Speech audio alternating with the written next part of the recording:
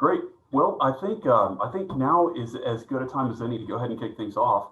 And so, thank you all for joining us. I know that we've got 76 folks in the meeting right now, and we continue to see that trickle up. Obviously, this is a long-awaited topic, and we're looking forward to hearing what our host and speaker have to share with us today. Um, but let me go ahead and kick things off and get it started by telling everyone thank you. My name is Seth Morris, and on behalf of the Greater Waco Chamber, thank you guys for joining us today for our economy. Uh, I hope that everyone out there weathered the storms of last week safely. And I know that if your home or household was anything like mine, you certainly found yourselves with a lot of time to sit back and think. And although we, at least in my household, we did not solve the world's problems, we did have a lot of time to think about the things that we're grateful for, and not just things, but also people that we're grateful for. And so, um, one of the things that I actually kind of came to that realization was that this event is one of those things. These events, not just this event, but all these opportunities that we have to share this sort of information with you guys, people that are equally passionate about the community, is a blessing. And so we're very thankful for that. And we're thankful for the sponsors that help make this event possible, help make it what it is, and has been since its inception back in 2009. And so we're going to allow our sponsors an opportunity to share a few words, share an update with our group today. And so sponsors, when I call your name, please feel free to unmute yourself and share a brief update with our group. Tell us maybe a little bit about yourself, about what's going on in your industry. And so with that, let's go ahead and kick things off with American Guarantee Title. AGT has been a presenting sponsor of this event since day one. And so Chuck, I know I saw your smiling face out there in that audience. So anything you would like to share with us? Well, I just want to say thanks, and we're honored to be the presenting sponsor. American Guarantee Title's been around since 1924 is what I've researched as a continuous title company. So we're one of the oldest in Waco. We are glad to be in the industry. As Stuart can smile down there, real estate is booming and going crazy, almost to a fault. But we're very excited to be part of the chamber. And Seth, we appreciate you and all you do. And this presentation today, there's a reason. People have been waiting for the riverfront to develop for years. I've been here since 1988, and they were talking about it back then. So we're not going to be San Antonio Riverwalk. We're going to be a whole lot better than that. So I'm excited about what's presented today, and I appreciate everybody that's on the call. So thank you. Absolutely. Thank you, Chuck.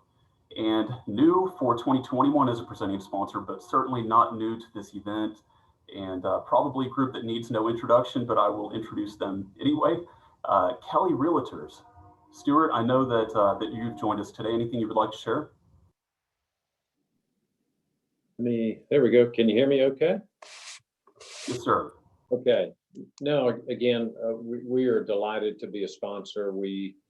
I think, have been a sponsor of our economy since day one. But the biggest change that I think that's happened within Kelly Realtors was a year ago, January of 2020, Leah Cox purchased the company from me, and she would be here today, but she's in another Zoom call right now.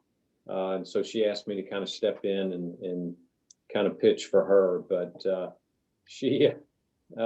my crystal ball didn't tell me about COVID. And I told her, Leah, I had no idea this was getting ready to happen. But anyway, she took the reins January 1 of 2020, and she wouldn't tell me exactly how great her year was for 2020, but she smiled and said, we did very well. So I think she probably had the best year ever. And once I got out of the way, everything seemed to run very smoothly. But Leah Cox is the owner and broker of Kelly Realtors, and we've got a little over 50 residential agents, and we've brought on a couple of new commercial guys. So we've got 5 commercial brokers in-house. And most recently, she joined forces with Eric Williams to kind of develop a farm and ranch division that's very solid for Kelly Realtors. But things are going well, like Chuck said. I mean, he said to a fault. I don't feel guilty about anything because realtors work very hard to earn every dollar they get. But overall, things in the Waco market are doing extremely well. And again, we're just delighted to be part of the chamber. Thank you, Stuart. And you have always, for as long as I've been a member of the team here, been such a blessing and such a strong ally. Thank you for everything that you do, as well as the Kelly Realtors team. And so let's see, our last but not least sponsor, the Cohen Mortgage Group. Now, I had an opportunity to speak with Rick and Christine. I don't believe they were able to join us today. Unless if they are present, please feel free to unmute. But it's my understanding that they were not able to make it. Again, deals are happening all across the community right now, and it's an incredible breakneck pace for them as well. And so I will just briefly say on their behalf that I've personally experienced working with them, and they're a great team. They do a wonderful job, and they've also put into place some special incentives for those who are members of the Chamber of Commerce. And so if you are on the hunt for a new home or to refinance your current home, definitely encourage you to at least put them on your list for consideration. Great group of folks over there. And so with that, actually, before I move into the presentation, I do want to provide a quick housekeeping item. Again, we continue to find ourselves in this virtual format due to the volume of information that we tend to cover in these events. Please ask your questions in the chat as soon as they occur to you, and you can send them directly to chat to everyone. You can send them to us privately, whatever's easiest for you. Please feel free to do that. But in either case, we will field those questions at the end of the presentation if they haven't already been answered during the course of that presentation. So again, please keep in mind to ask those questions as they occur to you. So let's go ahead and kick things off without further ado. On this slide, this has been a mainstay of this presentation for quite a while here. What we would like to identify is just where year-end December 2020 figures were in relation to year-end 2019. Despite the lingering effects of COVID, we were actually still up as far as total workforce figures go, and not just up, but we're actually over the course of 2020, so from January to December, we were the third fastest growing as a percentage of the workforce in metropolitan statistical area in the state of Texas. And so as a percentage, that worked out to a little bit of over 1.5%. And that's exceptional in light of everything that happened last year. And we're continuing to see that trend accelerate as well. So as far as unemployment rates go, we are sitting at 5.9%, which is up, still elevated above where we were in 2019 year end. But we are in that comfortable range of that 4.5% to 6%. Typically, we consider full employment to be about 5%. So anywhere in that 4.5% to 6% seems to be a good range where you can still find employees, and yet it's not a challenging situation for the employees themselves. So now everyone has probably, if you've ever attended a Chamber of Commerce economic development event, you're probably familiar with the pie chart that you're seeing here. This something that we really do want to point out is just how balanced this pie chart is. And you've probably heard us mention this before in the past about the industry composition being unique in just how diverse it really is. And so the numbers here, you can see in the box on the right side of your screen, just how diverse that really is, where 6 of the 10 total segments in this pie chart are over 10%. And so that really is a unique circumstance to be in for our community. And so what that means is that if you look at the bottom of your screen, you'll see that when COVID really impacted the community in April, not just the community, but the nation as a whole in April, it did not hit us as hard as some of the other communities. In fact, we fared much better than the state. And as we all know, the state fared much better than much of the nation. And so we're very thankful. This is just yet more proof of just how that conscious effort to diversify our economy has paid off. We certainly can't take credit for it alone, but it has certainly been a conscious effort to do so. And so moving on quickly, we do have the economic index, and this has been an event that we've been tracking for quite some time. You can see that we took a little bit of a dip in March again due to COVID. That changed directions in the June timeframe, and since we've started regaining that momentum, we are not quite back to where we were at the absolute peak, which was 1 year ago this month in February of 2020. But with the continued immunizations and the continued relaxing of some of the restrictions, we continue to be optimistic about the trend and the direction and the momentum that we're gaining here on this index. And we have quite a bit of information related to this. This is actually part of a larger economic index that we do in conjunction with multiple local partners. And so if anyone is interested in delving into this a little bit more, please feel free to reach out to our team. And so a quick snapshot of our project pipeline. These are the projects that we consider hot projects. So there are many, many more in the pipeline. These are just the hottest of that set. And so in total, there are 11 projects spanning 3 industries. Of course, we have quite a bit of manufacturing in that pipeline. In a perfect scenario where we landed all 11 of these projects, we would have close to, or actually just close to 3,000 new jobs announced, over 3 million square feet of new construction or space that's absorbed in the process, and over $800 million of new capital investment. And so this is the current pipeline. And as you know, there have been quite a few announcements over the last several months, very large companies, yet this pipeline continues to replenish itself with new projects. And so the future is very bright despite COVID, and we are very, very fortunate to be in this position. And we do have one announcement to share with you guys. And so some of you may have heard this if you were members of our board, but Uts is a German company.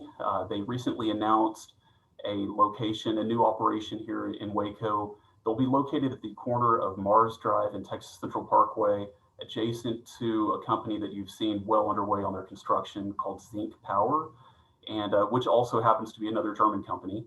And this company will bring 125,000 square feet of new construction, a little bit over 40, somewhere around 42 jobs conservatively over the next 2 years. And those jobs pay well for a manufacturing industry at a little bit over $51,000 per year, and they do provide benefits as well. And the capital investment is around $31 million.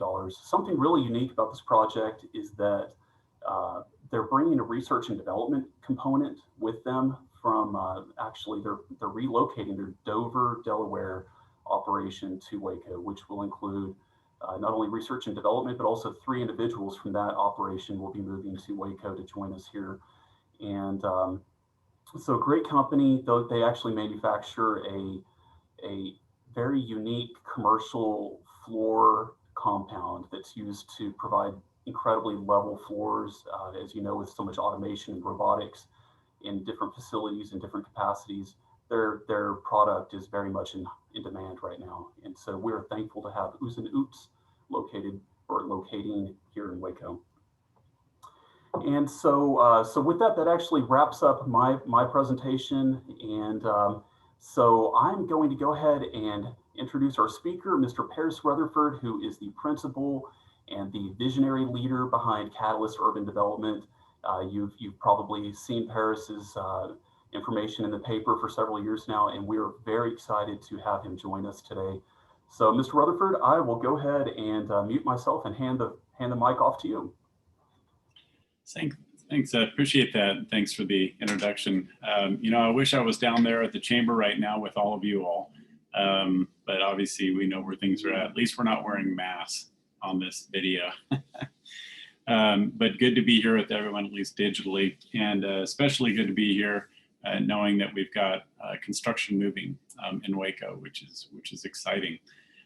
So what I'd like to do is talk a little bit about the project, and also importantly, what led us to the project. You know, we're long-term owners, and we will be a long-term partner with you all.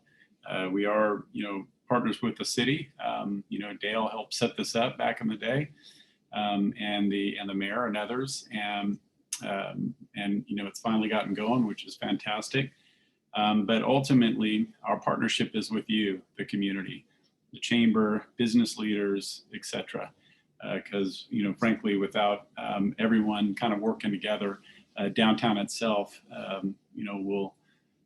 wouldn't be as successful as it is. And we see ourselves as an extension of downtown onto the riverfront. So I'm going to share my screen.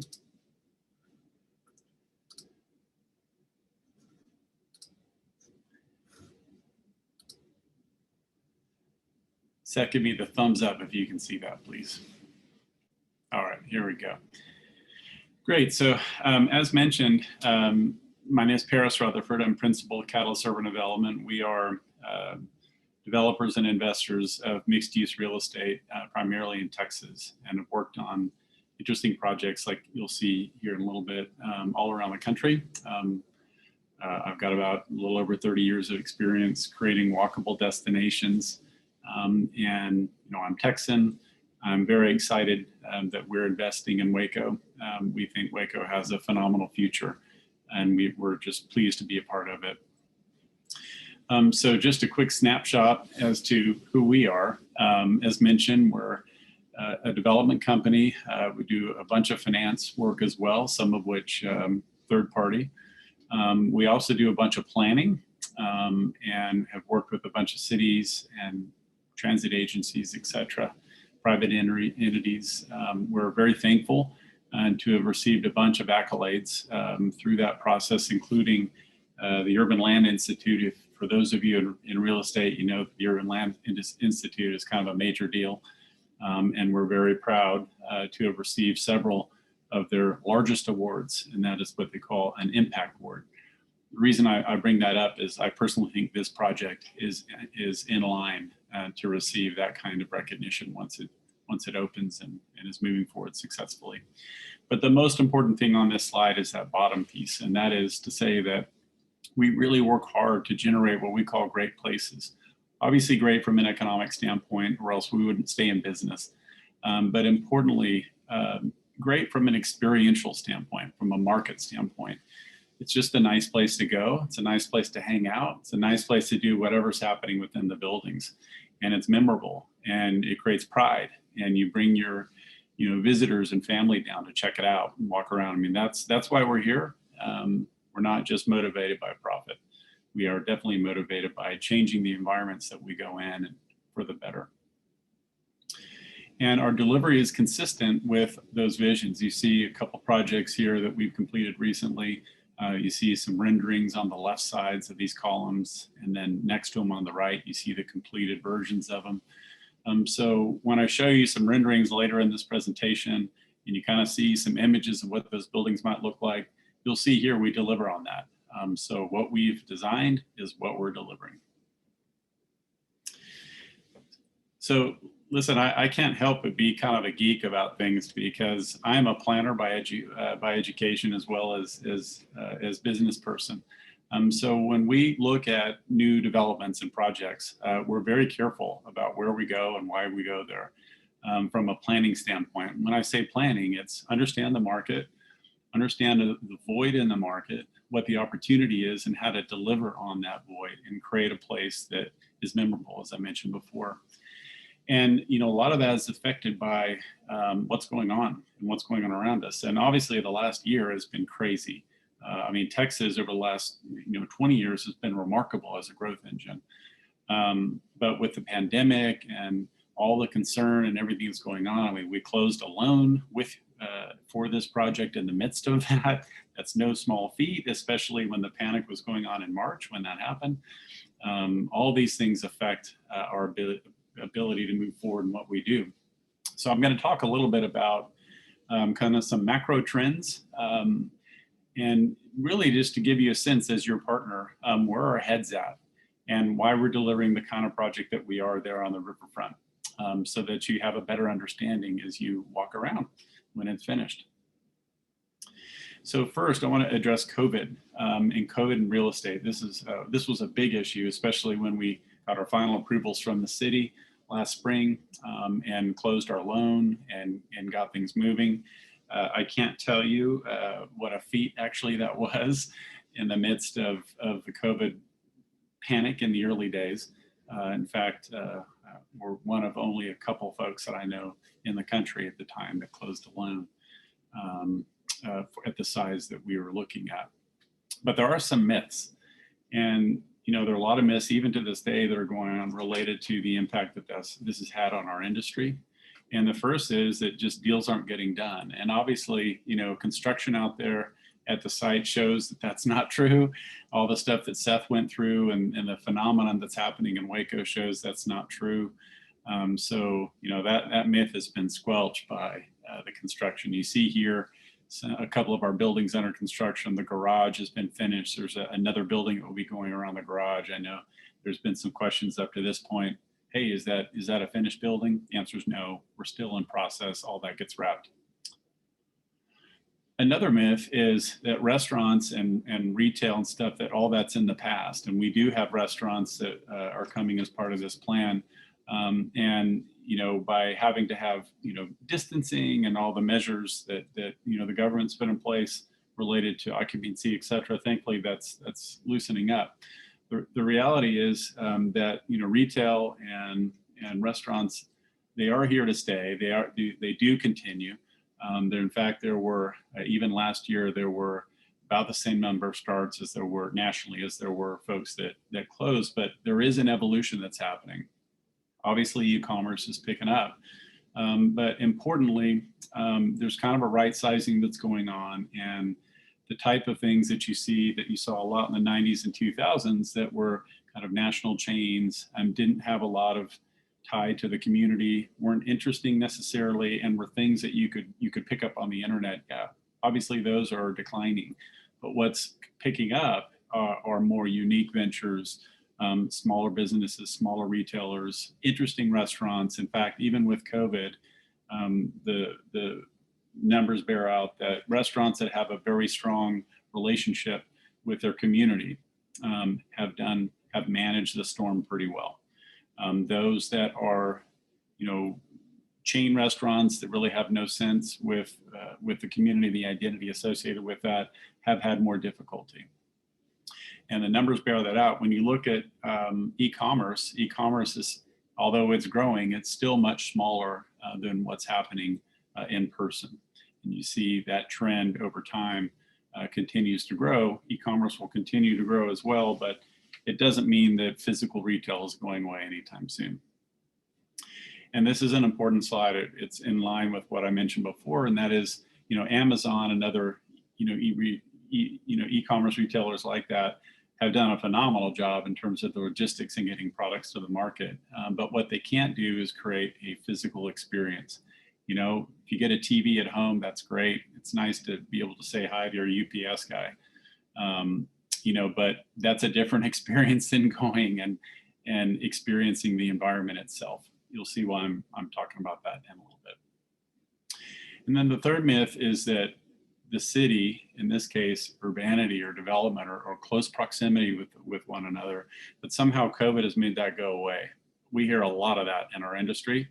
We hear a lot of, it doesn't make sense to have a cluster of restaurants and like hotel and housing and some office space. It doesn't make sense to put all that together anymore because post-COVID and with the possibility of pandemics, that's just not going to happen. Everything's going to be spread out.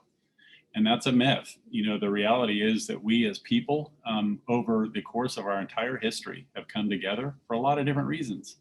Whether it's defensive or it's commercial, that's what we do. We commune together. We are social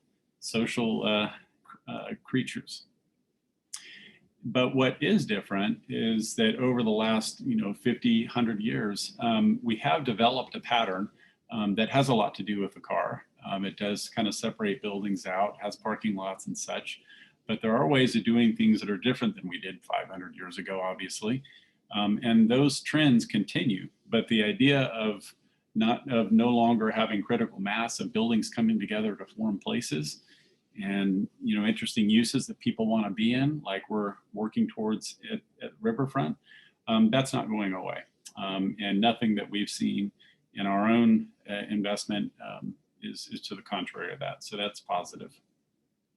And the commonality of all of that is we come together because there's efficiencies in it, but there's also the ability to commune together and hang out, see and be seen, take enjoyment, pleasure, and pride in your environment and what you're, where you are, and it's entertainment. So the way that we entertain ourselves is changing clearly, and a lot of it has to do with experiences like you see right here on the screen. It's just getting together, share some food together, look at some interesting sites, maybe walk home, maybe walk to work, maybe see your friends that are staying in a hotel before you go over to the game, etc. But all those types of experiences are what we're envisioning at Riverfront.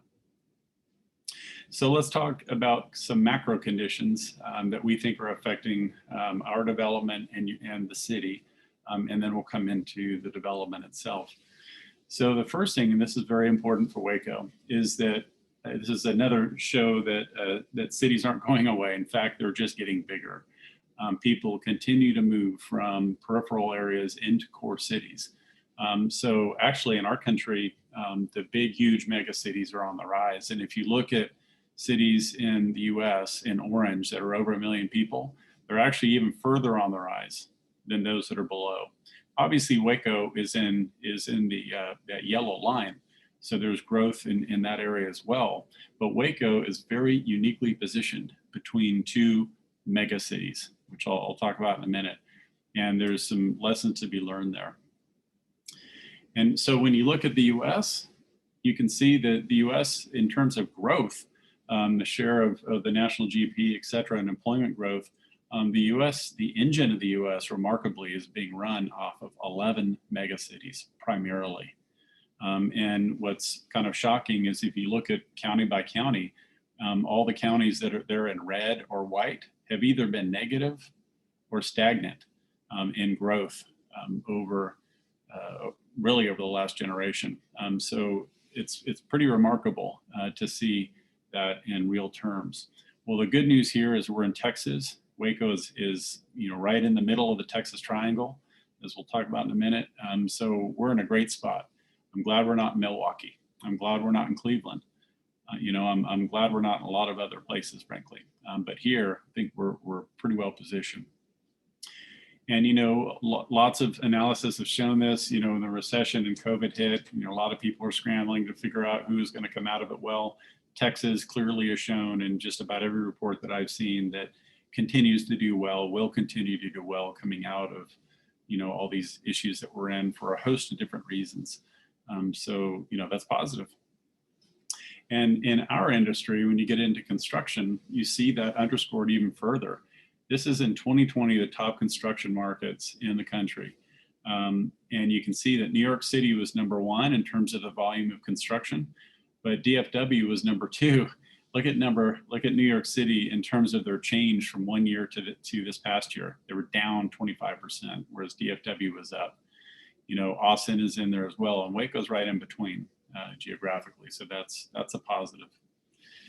And we all know this, based on what Seth went through before, the companies that you're seeing coming into town is a result of this slide. And that is that Texas is the recipient of really everywhere else in the country moving here.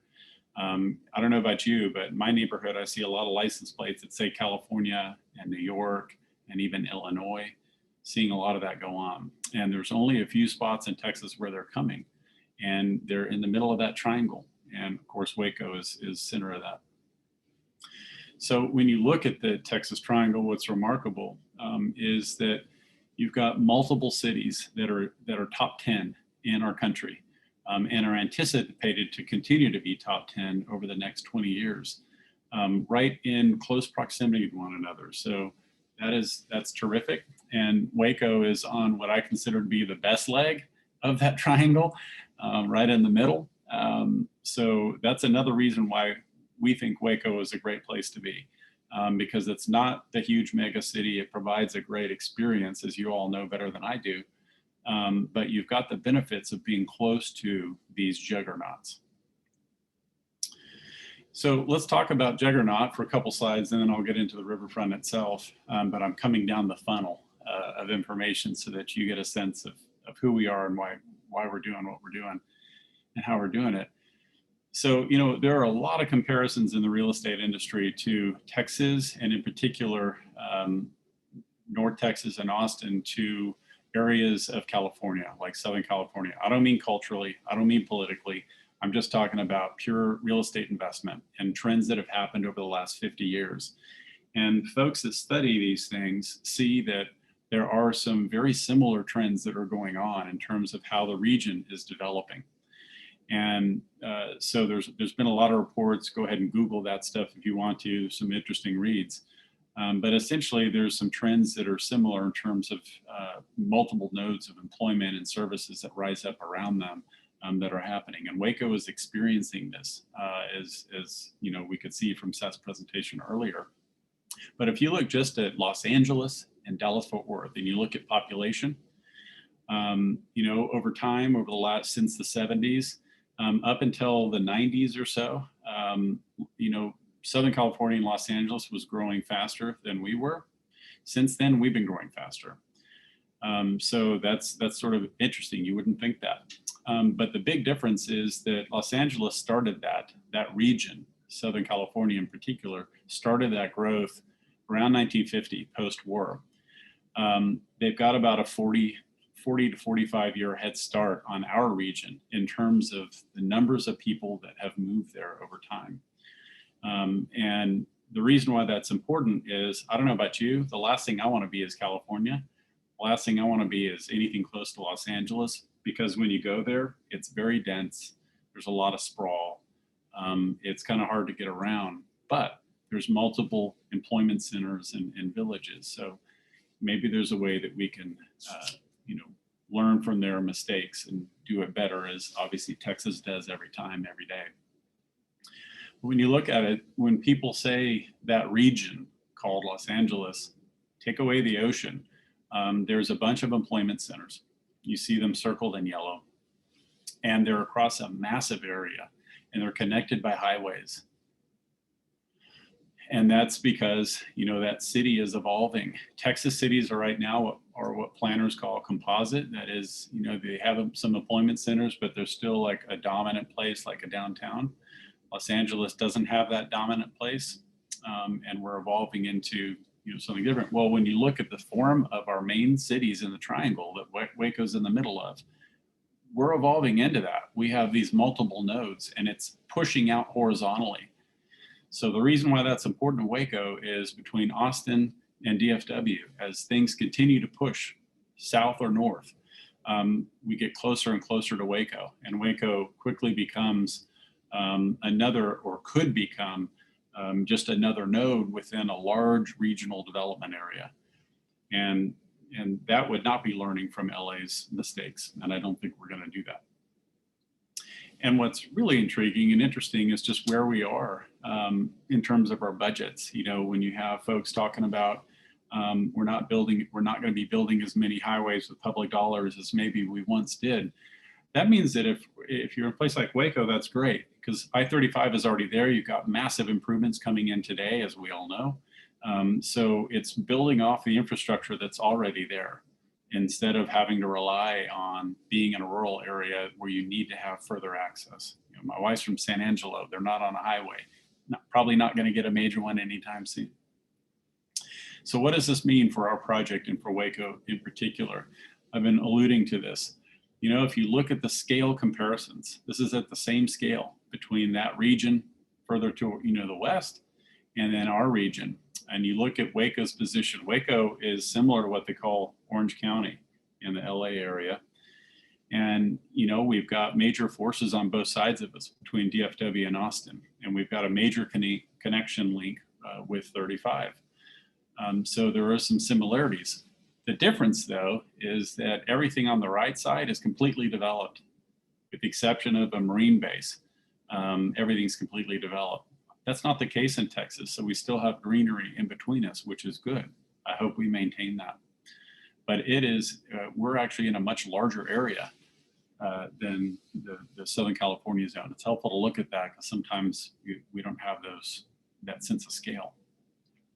So as we continue to come down the funnel and you look at what the city's been doing in their own planning and looking at the city's plan, and seeing that they've thought about these nodes even within Waco, nodes of experience and investment and identity. They've identified that. They've clearly shown downtown as the principal node, and we're right close to 35. So that's, that's important. We want to be a part of that. We don't want to compete with downtown. We are part of downtown. We don't want to compete with the Baylor experience. We want to be a part of everything that's linked together to be the obvious place that people in the region go to when they're driving in to Waco, and when they think of Waco. And when you look at the forecasted population growth, much of that is anticipated in the county to be west of 35 and west of the city. So the reason why that's important is it puts a huge emphasis, in my opinion, on 35 itself and the identity and the image of the city off of the highway. So what you can see along 35 becomes very important. Remember that big diagram I showed earlier of DFW and Austin and Waco being in between? The only thing that connects it is 35, obviously. So what you see as you come through is the determinant of what the image of the city is, at least from passersby and the outside. So it becomes very important what the identity is of development along that way. So that takes us to our project. We're navigating all these things in our thinking, and trying to best position and leverage all these macro forces that are coming together in a way that locally makes the downtown Waco experience all that better, all the more interesting, all the more vibrant. And that's what we're doing at Riverfront. So you may have seen some of these slides, other slides you haven't seen because they're updated, but the site itself is what you see colored in red. We obviously have influences of being on the edge of downtown. We've got the cool stuff that's happening around Magnolia, down Webster. Obviously the Baylor and McLean and all the neat things that are happening in that regard. The improvements to 35 is all around us. But that zone in yellow is a very, very walkable dimension. So we think we're pretty well positioned for the residential portion of our development, for folks to be able to walk here and there. And the influencers around us are important because they're setting a tone that exists right now that we're stepping into. So again, we don't want to compete with any of these things. We want to be congruent and symbiotic with them so that all the pieces make a greater whole as they come together. So we did do some planning of our own in thinking about a riverfront district up along the river, along 35, directly visible from 35. That's very important to us. We thought about the cool things that are happening south in Magnolia, adjacent to downtown. Well, that starts to mean that Webster itself is important. Webster is the small street, as some of you may know. That's the north-south spine that connects these areas together.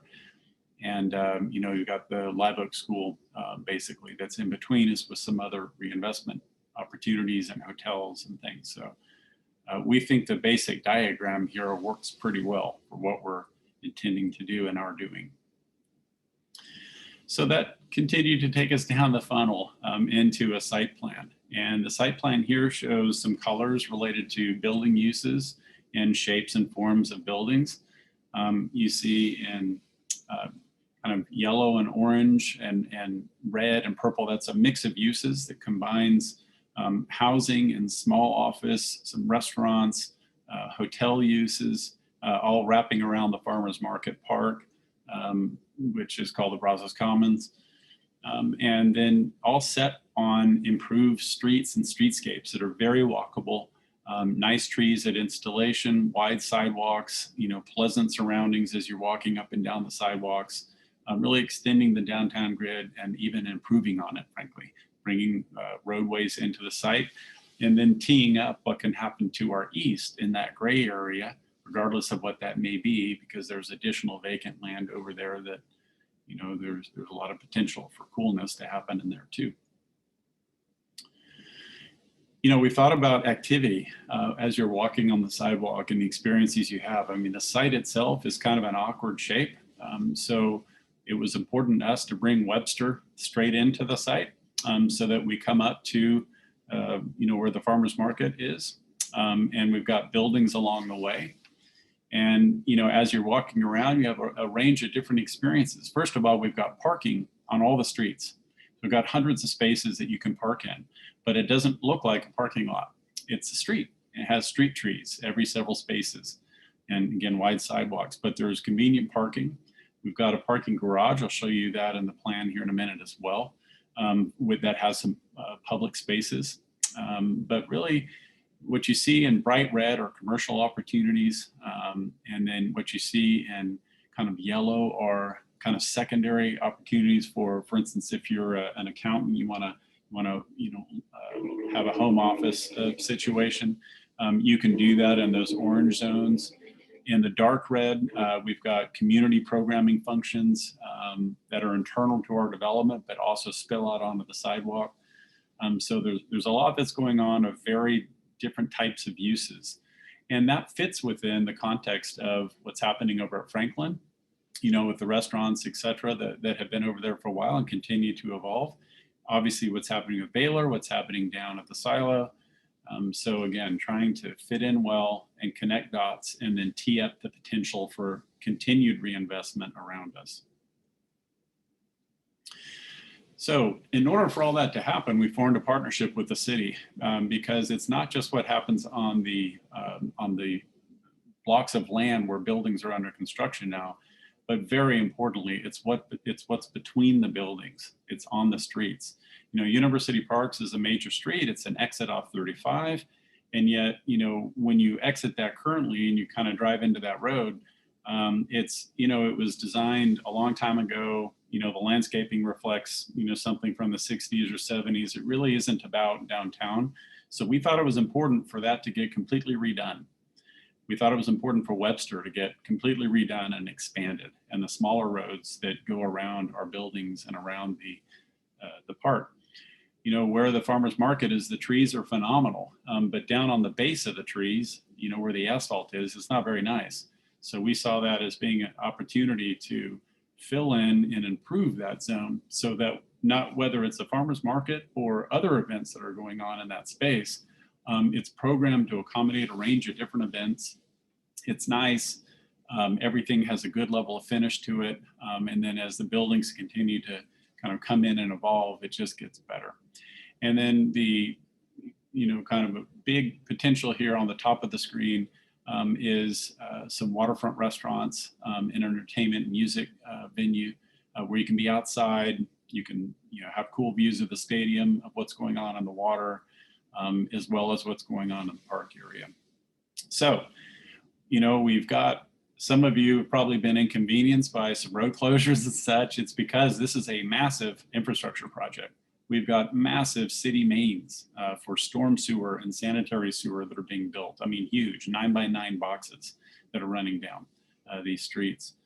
All that is under construction right now. So that's why the inconvenience is there, because we took it on working with the city as our partner to get all of that reconstructed so it doesn't have to be torn up again. So some of the elements there, you see an artist rendering of what University Parks looks like, will look like when it's completed. We've got dedicated bike lanes on that road that go east-west connecting downtown to Baylor. We've got street trees, shade trees, ornamental plantings.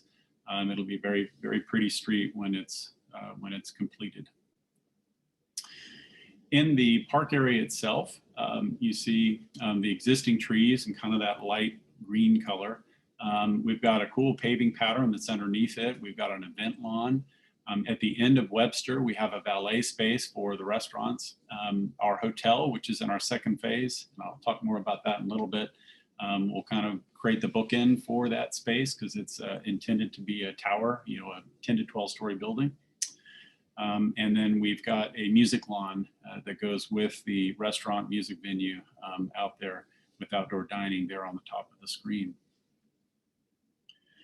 There's some details I'll show you in a minute, but at the ground level of all of that, we still maintain the parking stalls for the farmers market, as well as what can happen north of it in the restaurant. We've got the special paving that runs through the middle there, which you could see in kind of that chevron pattern. We have a new road called River that runs east-west and kind of curves up, makes its way over to where the Brazos Queen used to dock. And you see another artist rendering of the existing trees and then the infill of some of these improvements underneath it. So we're going to be very sensitive to the trees, obviously, improve the ground plane, but still allow the functioning to go on that has been going on there successfully with the restaurant over on the left that you can see. We've got some cool signage that goes on the edge of the park, Riverfront, kind of, big letters, which will be very graphic from the sidewalk as you walk by them. We've got some artwork at the end of Webster by the valet drop-off area. We've got some cool art poles, color poles that have uplights at the base of them that create a visual terminus at the end of that street before you get to the water. So you can kind of walk around those as you see those computer people doing. And then the intersection here. So early on, you may have heard us refer, we had kind of a temporary name called the Brazos Promenade. We've since evolved that into the Riverfront. We thought that was more authentic. It wasn't a development sounding name. Riverfront is basically the river district of downtown. So we wanted to be more, authentic and attuned to what it actually is. So we have been working on that. It's under construction. You can see we have a cool sign at the top of the building, right at that intersection. It says Riverfront Loft, so people know what it is, at least that portion of the development.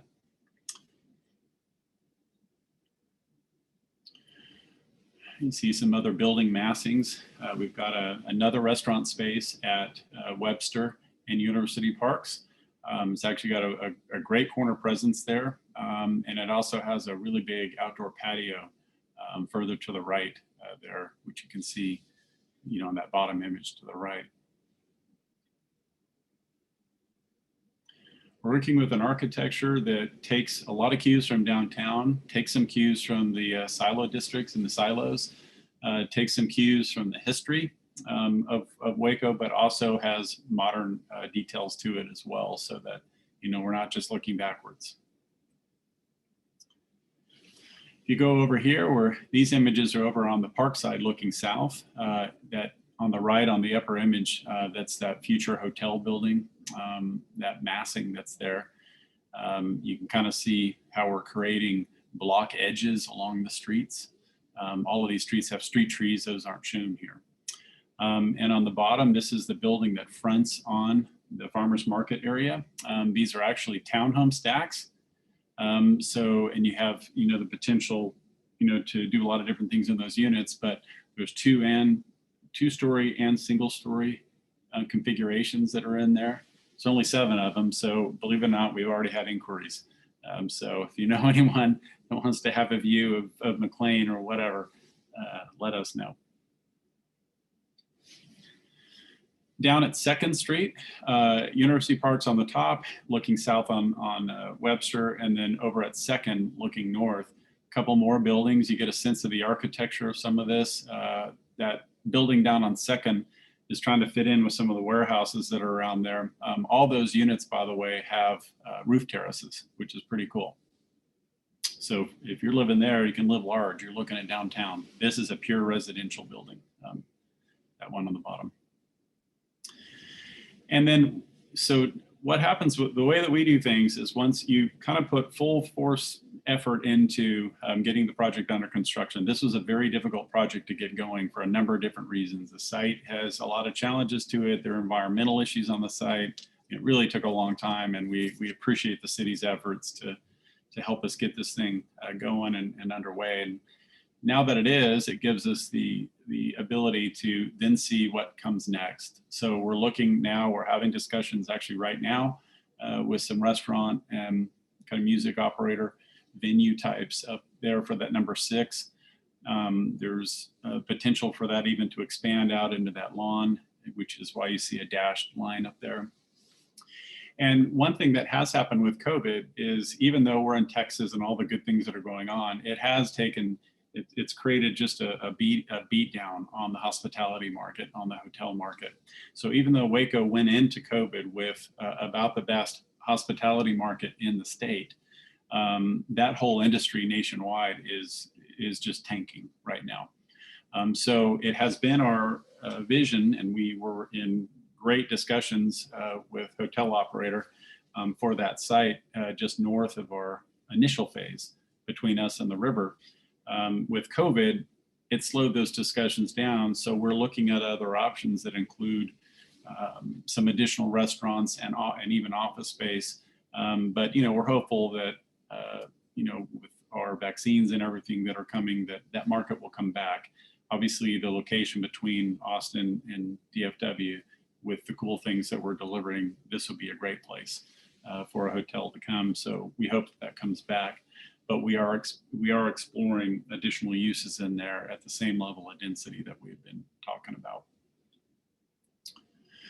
So that really takes us down to kind of the last slide here, which is, if any of you in the chamber know folks and are out there having conversations, our doors are open officially. I mean, we are full on under construction.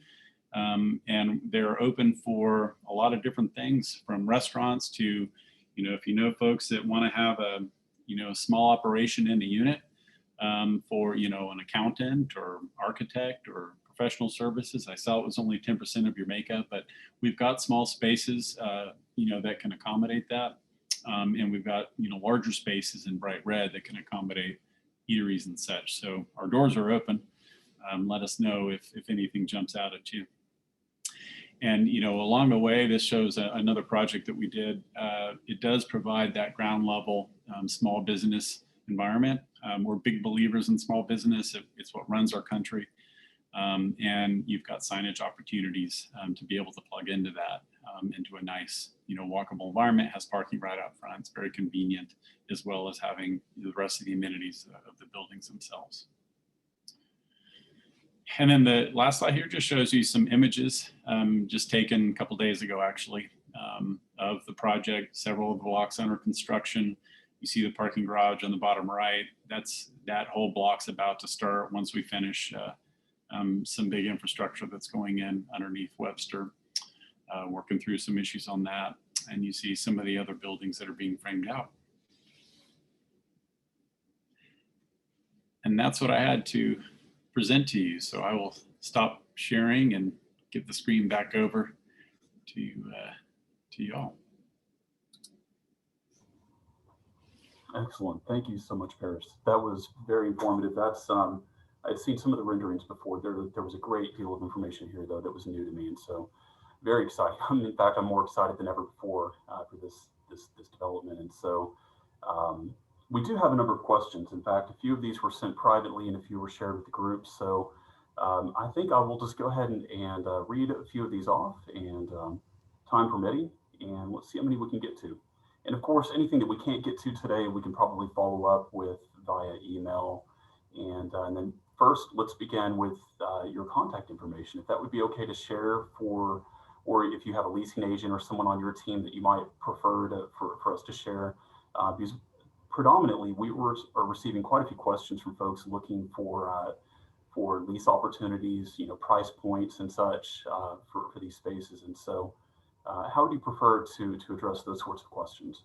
Yeah, so we are in the midst of kind of firming all that up right now.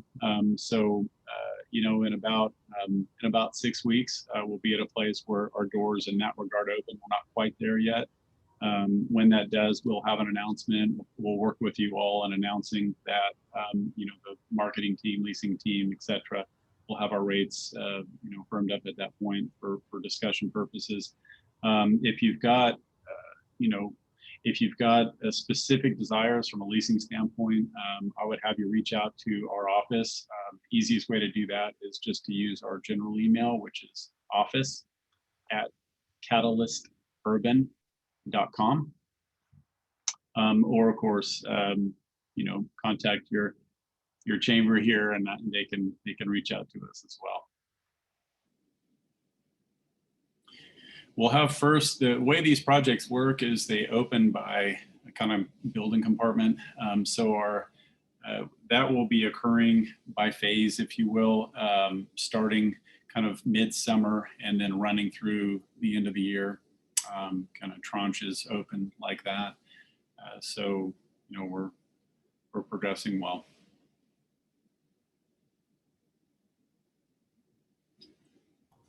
Excellent. Okay.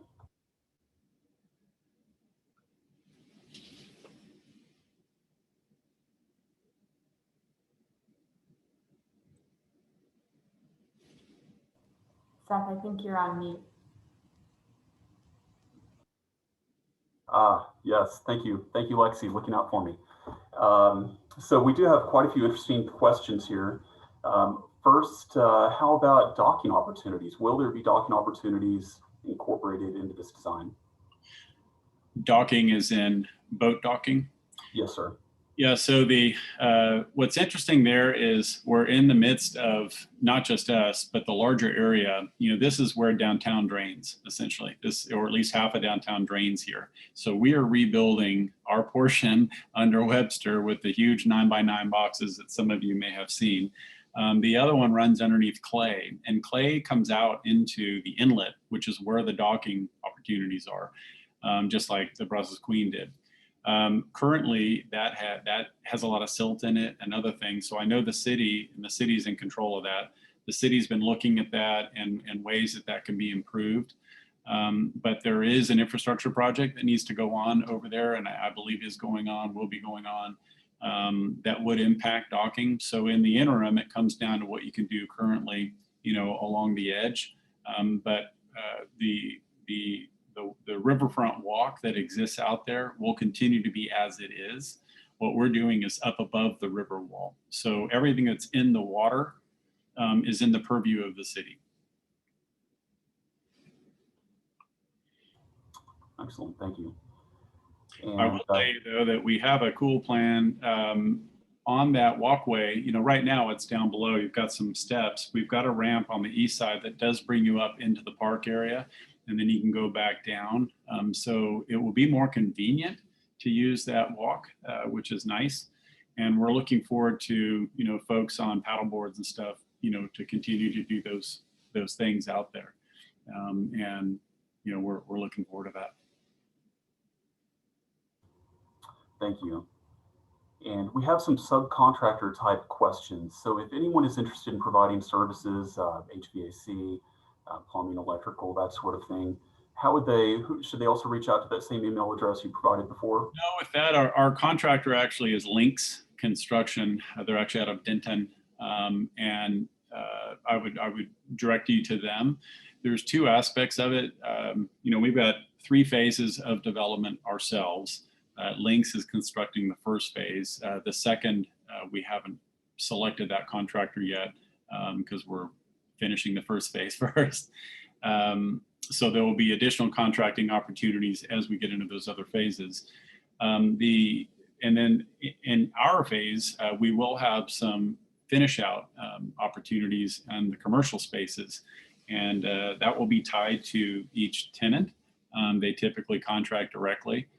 So, you know, just keep your eyes and ears open as it relates to, you know, progress on things. But usually the restaurant will generally contract their own folks if it's that kind of relationship, or if we're going to build the space out for them, we'll be going out to bid on that.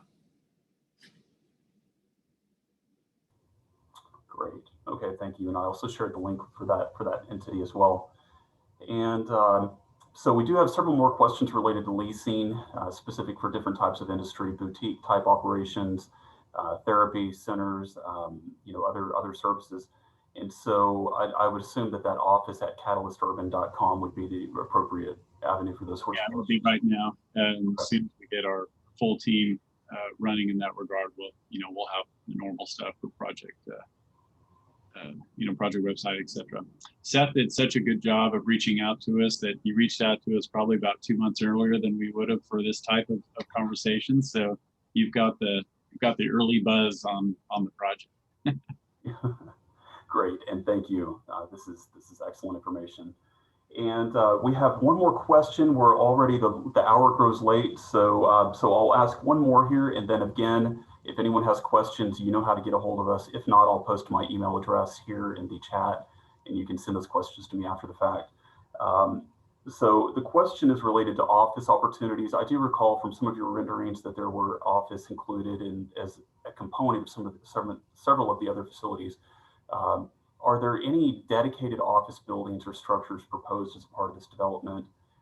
And if so, approximately where would those be and what do they look like? As much as you can share. Yeah, so our second phase on that block just north of what we have under construction between us and the river is where the larger commercial development would go. Up to this point, based on where the market has been, we had envisioned that as being hotel. Those are the conversations we were having, you know, pre-COVID. And, you know, those will continue. It's just a function of timing and et cetera. Our backup plan there is that if for some reason this COVID thing continues on and the hospitality market continues to be rough, then we would be looking at converting that structure into an office building with ground level restaurants as well. That's perfect. In terms of, we do have smaller office space and, you know, space for, you know, office operation type users. We do have smaller spaces that are available as part of this phase, and just reach out to me through that email address that Seth provided earlier. Great. So with that, I think we will go ahead and conclude. Again, I posted my email address in the chat, so anyone who has additional questions, please feel free to reach out, questions or comments. And so again, thank you everyone who joined us. Big thank you to our sponsors, and especially big thank you to you, Paris. This was excellent information. I know there were a lot of interested folks, and we appreciate you answering so many of their questions. And we are really looking forward to seeing this continue to develop. I have one personal question. If you were to direct us to something comparable, someplace where we could go and this really feel what this may look like someday, maybe preferably within driving distance, what would that place be? You know, this is pretty unique because of the riverfront. It really brings together, you know, multiple different components to it. So there's not one place that I would say it's similar to. I can tell you that at least developments that we've done, there are some similarities to elements of the village of Rowlett, which is kind of the downtown core. I use downtown loosely for Rowlett, Texas. You know, work I've done in the past in the core of Addison and Addison Circle, or the Shops of Legacy up in Plano, west of the HB headquarters, another project that I worked on. None of those are exactly the same. They have different scales and densities, but they do have a similar feel in terms of the walkability of them. Great. Okay. So with that, again, a big thank you to everyone, and I look forward to seeing you all next time. Thank you. I appreciate the opportunity. Bye, everyone.